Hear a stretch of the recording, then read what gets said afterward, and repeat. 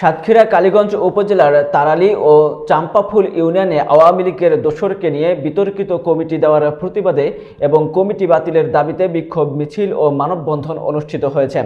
বিস্তারিত দেখুন মোকাররম বিল্লাহ ইমনের তথ্যচিত্রে।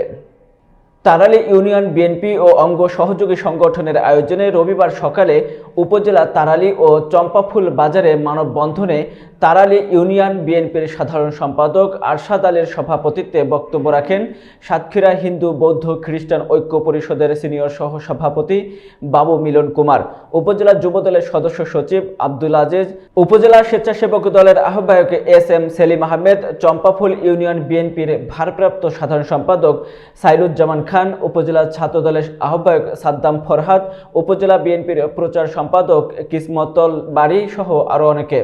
এ সময় উপস্থিত ছিলেন ইউনিয়ন বিএনপির যুগ্ম আহ্বায়ক নুরুল ইসলাম, সাংগঠনিক সম্পাদক মোনাজাত আলী সানা সহ সভাপতি আব্দুল ওলিদ, তারালী ইউনিয়ন স্বেচ্ছাসেবক দলের আহ্বায়ক আশরাফুল ইসলাম, উপজেলা যুবদলের যুগ্ম আহ্বায়ক নুরুজ্জামান সহ আরও অনেকে।